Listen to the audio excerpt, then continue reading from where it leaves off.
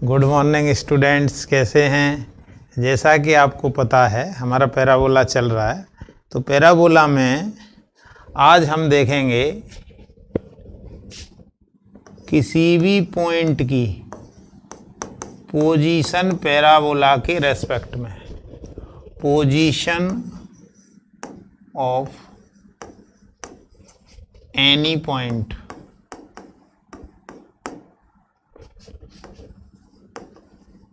with respect to parabola. कोई point है, उसकी अपने को पोजीशन देखनी है। पोजीशन का मतलब है कि जैसे मान लीजिए अपन सबसे पहले इस पैराबोला की बात करें,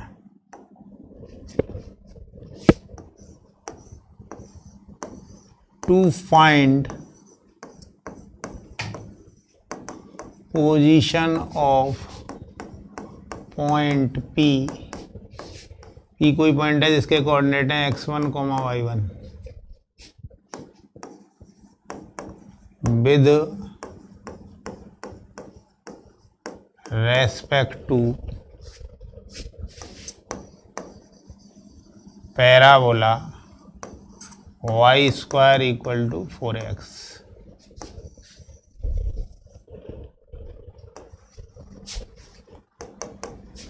ठीक है, कैसे देखें। सबसे पहले y² = 4x की अपन बात करें तो y² = 4x एक राइट हैंड पैराबोला है।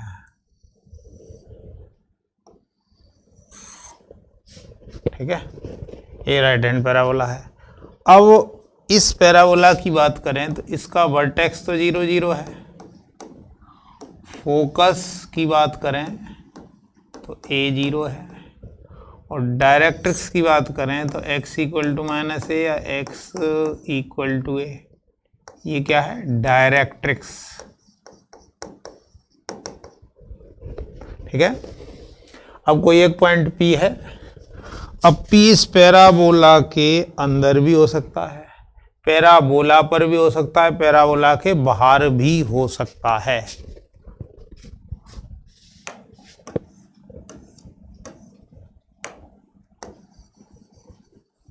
तो this point P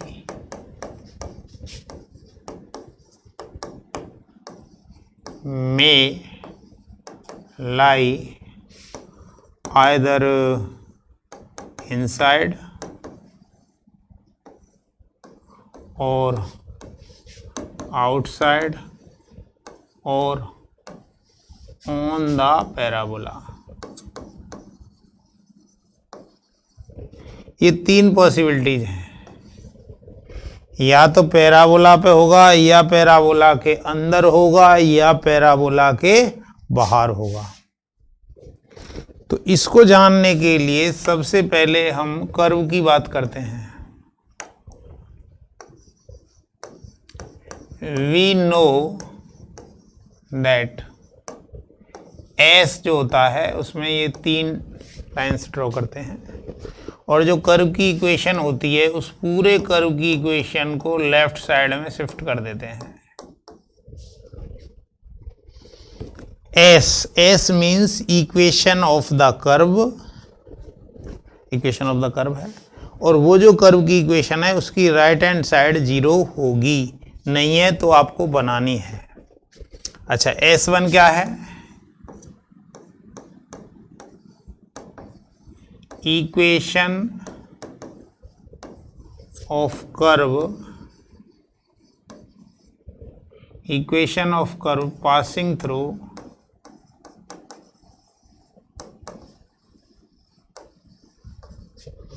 point x1, y1।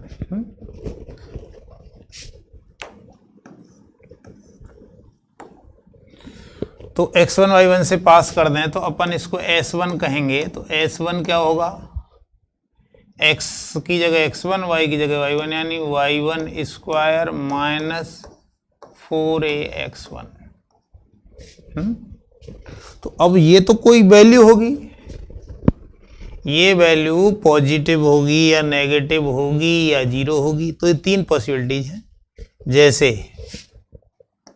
मान लीजिए y square minus 4x equal to zero, ये मान लो एस है अपना है? अब मान लो हमें इस पर 2,3 पॉइंट को रखना है? तो 3 स्क्वायर 4 इंटू 2 मतलब 9 माइनस 8 1 आ गया। तो ये वैल्यू या तो पॉजिटिव मिलेगी या नेगेटिव मिलेगी या जीरो मिलेगी। तीन पॉसिबिलिटीज हैं। तो केस फर्स्ट की बात करें,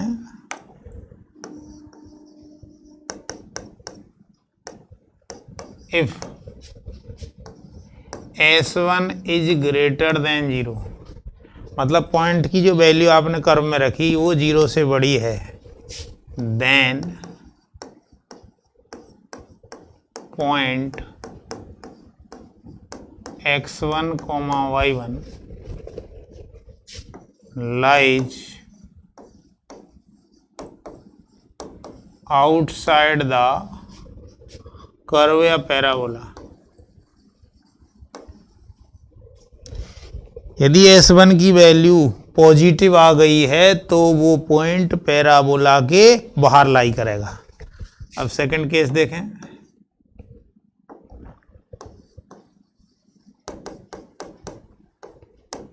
if S1 is less than zero then point x1, y1 lies inside the parabola। तो वो पैराबोला के इनसाइड लाई करेगा। ठीक है। केस थर्ड देखो,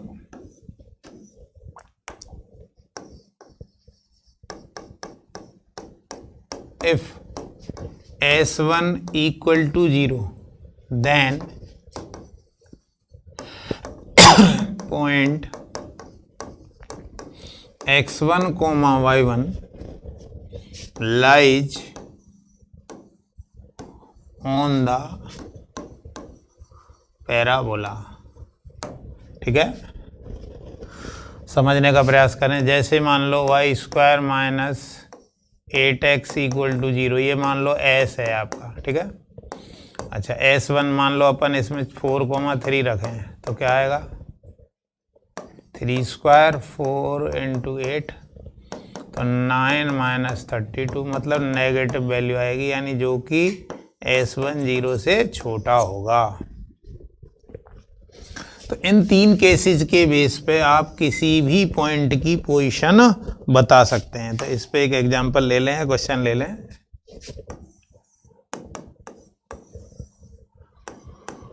find position of point 5, 3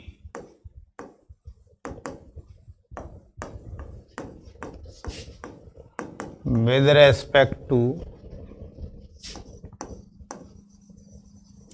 parabola y square equal to 11x। तो अब इसके सॉल्यूशन को देखने से पहले सबसे पहले तो ये जो पैराबोला है ये कैसा पैराबोला है, राइट हैंड पैराबोला है। तो राइट हैंड पैराबोला बनाएं सबसे पहले।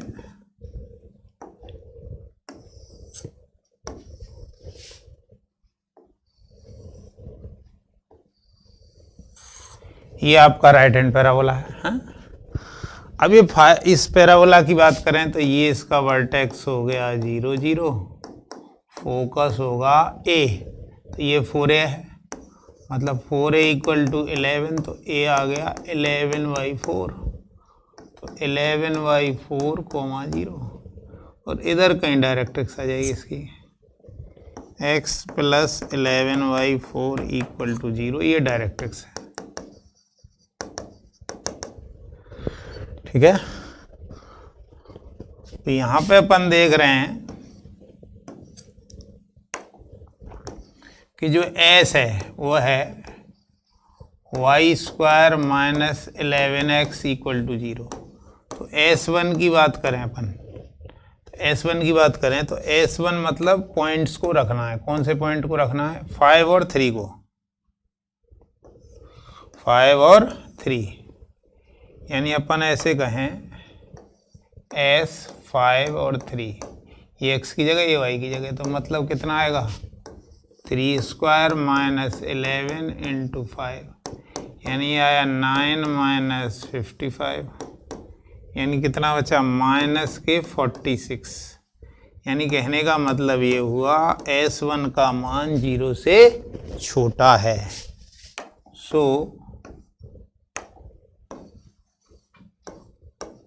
5,3 lies inside the parabola।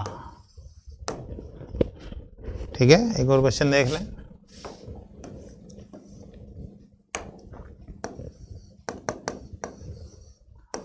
Find position of point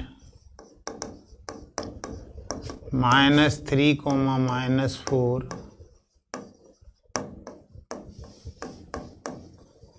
with respect to parabola x square equal to 2y। इसकी बात करें अपन,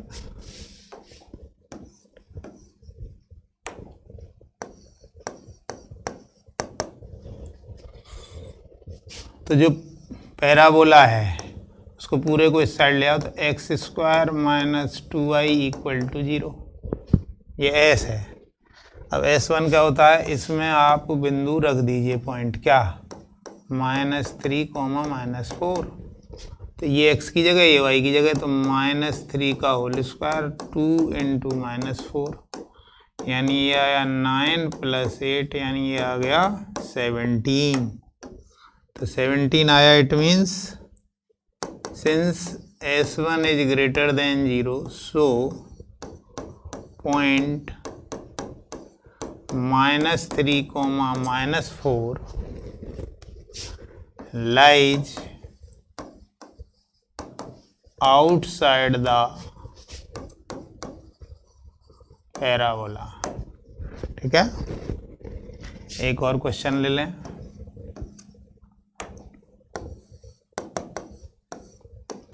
find position of point 2, 2 with respect to parabola y square equal to 2x। ठीक है ना? तो अब इसको देखें अपन, यहाँ यदि s देखें अपन, तो y square minus 2x equal to 0, तो S1 मतलब, S1 का मतलब हुआ 2, 2 रख दो, तो 2 स्क्वायर 2 इंटू 2 अर्थात 0 आ गया। So point 2, 2 lies on the parabola. ठीक है, अब आगे चलें। अब अपन बात करते हैं पैराबोला और लाइन की। Line y equal to mx plus c and parabola y square equal to 4x। क्या मतलब है? ये कोई पैराबोला है मान लीजिए, और ये कोई लाइन है।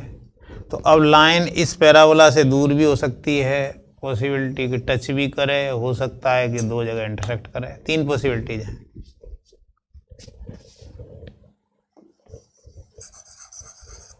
There are 3 possibilities. First, line cuts parabola at two different points, जैसे ये वाला है, ये 2 पॉइंट पे कट कर दिया अपन ने। दूसरी पॉसिबिलिटी क्या है, लाइन टचेज पैराबोला, पैराबोला पर टच करा यानी ये एक ही पॉइंट होगा, ये इसको पॉइंट ऑफ कांटेक्ट बोलते हैं।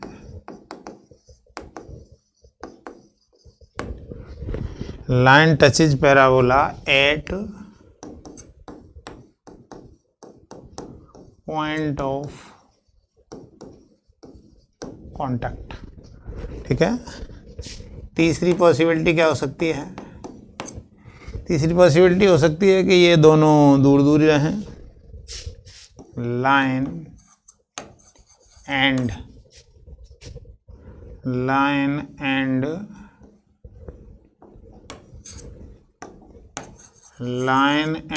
Parabola are separate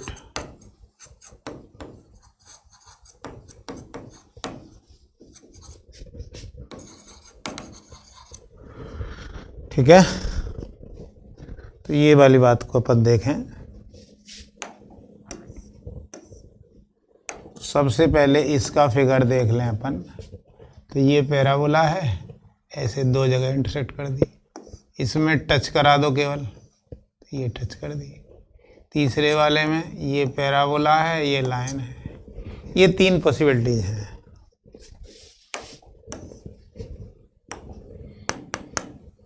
We know that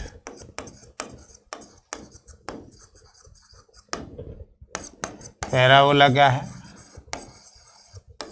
y square equal to 4x and line है आपकी y equal to mx plus c। तो हमें पहले से ही मालूम है कि कभी भी 2 कर्व्स का इंटरसेक्शन निकालना हो तो दोनों को सॉल्व करते हैं।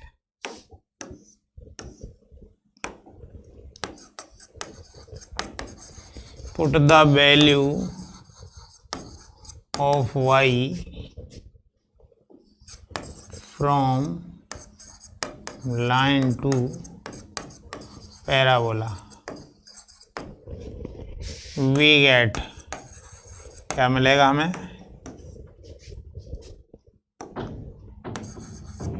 mx प्लस c का whole square equal to 4x। देखिए इसमें रख दी y की वैल्यू। अब इसका स्क्वायर खोल दो, तो स्क्वायर को स्क्वायर खोलेंगे तो क्या आएगा, m square x square plus c square plus 2mcx equal to 4x, ठीक है। तो क्या आएगा, m square x square plus 2mcx minus 4ax plus c square equal to 0। हाँ, तो m square x square 2 common, m c minus 2a into x plus c square equal to 0। अब इस equation को देखें तो ये x में quadratic है, it is a quadratic equation in x में एक क्वाड्रेटिक इक्वेशन है, ठीक है ना। तो क्वाड्रेटिक की अपन इससे कंपैरिजन करें, किससे, ax square plus b x plus c equal to 0। तो where a is m square, b is 2mc minus 2a और c अपन थोड़ा छोटा या c डैश ले लें, c square.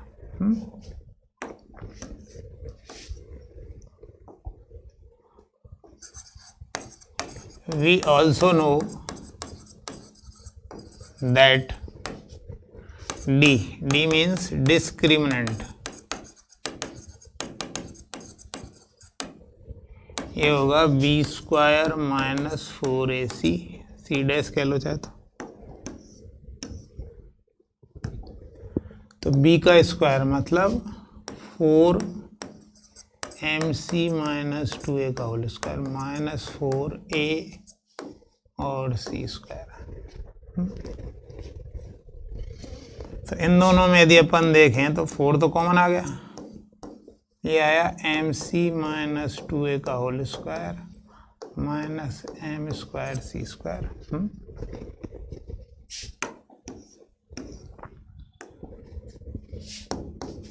4 m square c square plus 4a square minus 4a mc minus m square c square. ठीक है, तो ये आपका कैंसिल आउट हो गया। तो 4 और इन दोनों में भी 4 कॉमन और a माइनस mc यानी आ गया 16a माइनस mc। और ये बात हम स्टार्टिंग में ही बता दिए थे कि a ग्रेटर देन 0 है, a जो है ग्रेटर देन 0 है। तो ये d की वैल्यू है आपकी, किसकी वैल्यू है? ये d की वैल्यू है। तो d की वैल्यू की बात करें तो आप जानते हैं कि d ग्रेटर देन 0 होता है तो क्या होता है? रूट्स क्या होते हैं? Real and distinct. d equal to 0 हो, roots are real and equal.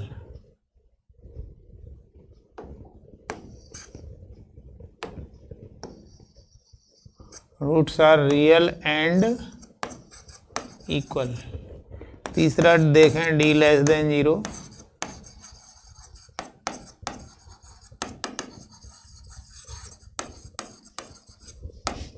ठीक है। तो सबसे पहले केस फर्स्ट लेते हैं। Case first, if roots are real and distinct,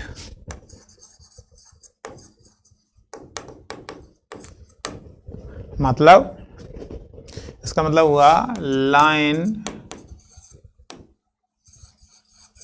cuts parabola at 2 points.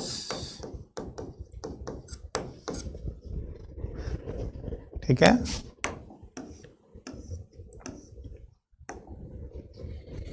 Roots are real and distinct हो गया तो d ग्रेटर देन 0 यानी 16a minus mc greater than 0। तो ये तो पॉजिटिव है, पॉजिटिव वैल्यू है, और a minus mc greater than 0 तो पॉजिटिव से डिवाइड करेंगे तो कोई फर्क पड़ेगा नहीं, अर्थात a ग्रेटर देन mc। ये कंडीशन आ गई, सही है। तो कहने का मतलब ये हुआ कि लाइन और पैराबोला 2 पॉइंट पे इंटरसेक्ट करने के लिए ये कंडीशन जरूरी है। अब आगे देखें, केस सेकंड देखें। If line touches parabola at point of contact. जैसे ये पैराबोला है और ये इसने लाइन ने इसको टच किया तो ये जो पॉइंट होता है ये पॉइंट ऑफ कांटेक्ट होता है।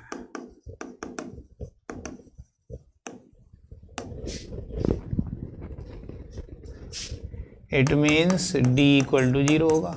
हाँ, तो 16a minus mc equal to 0, a minus mc equal to 0, तो c equal to a by m। It is called condition of tangency, very important है। इट इज कॉल्ड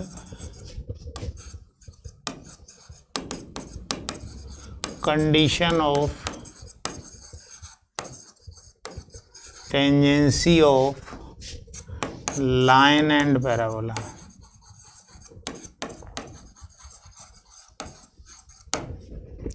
तो C इक्वल टू A/M। ठीक है, अब जरा case third ले लें।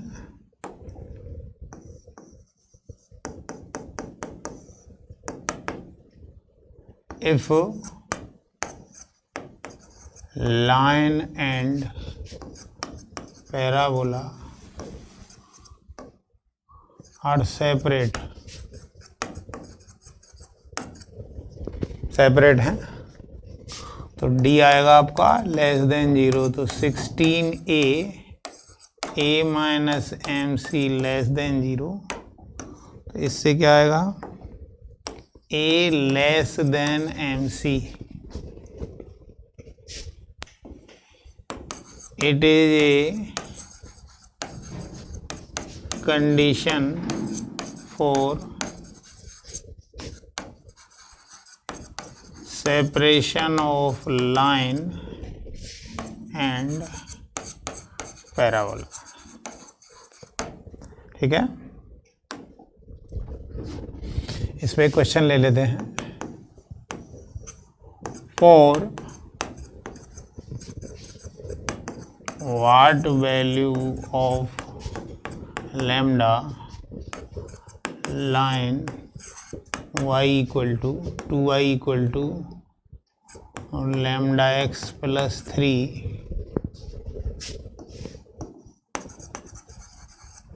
Touches parabola y square equal to 16x। ठीक है, तो यहाँ पे यदि अपन देखें तो y स्क्वायर इक्वल टू जो 16x है, इसका comparison y square equal to 4ax से करें तो 4a आपका 16, तो a आ गया आपका 4। अच्छा, इधर जो लाइन दी हुई है 2y equal to lambda x plus 3। हाँ, अब इसको अपन y equal to mx plus c की फॉर्म में लिखें तो y equal to lambda by 2x plus 3/2। हाँ, अब इसका यदि कंपैरिजन करें तो y equal to mx plus c से कंपैरिजन करें तो m आया आपका लैम्डा बाई 2 और c आया 3/2। तो अकॉर्डिंग टू क्वेश्चन ये दोनों टच कर रहे हैं। Since both touches so C equal to A/M। तो C है आपका 3/2, A है आपका लैम्डा बाई 2 और ये है आपका 4, तो 3/2 इक्वल टू लैम्डा बाई 8। इससे आपका ये 4 बार कट गया, तो लैम्डा इक्वल टू 12। लैम्डा की वैल्यू यदि 12 हो तो ये पैराबोला इसको टच करेगा। अब आगे देखें,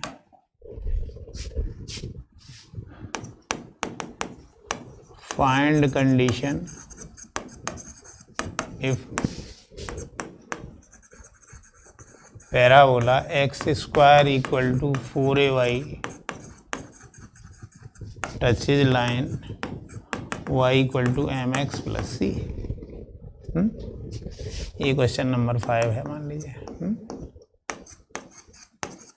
तो दोनों टच कर रहे हैं, तो पहली बात तो ये आपका अपवर्ड पैराबोला है, ये वाला।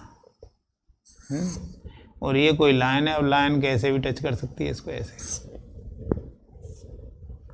तो दोनों को सॉल्व कर लीजिए। क्या है, x square equal to 4ay और y equal to mx plus c। तो y की वैल्यू इसमें रख दीजिए, तो x square equal to 4a mx plus c। तो x square equal to 4a mx plus 4ac।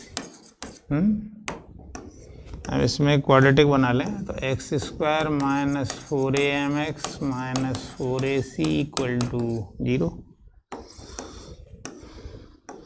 तो इसका d इक्वल टू 0 रख दो, तो d इक्वल टू 0 का मतलब हुआ b square equal to 4ac। तो b है, तो 16a square m square equal to 4a और c हो गया माइनस 4ac। ये कट गया, ए कट गया, यानी c इक्वल टू आया -am², यानी आपका y square equal to 4ax equal to mx plus c को टच करेगा तो c इक्वल टू a/m आता है, लेकिन इसमें जो c आया वो -am² आया। यही कंडीशन ऑफ टेंजेंसी कहलाती है। It is called condition of tangency of parabola and line.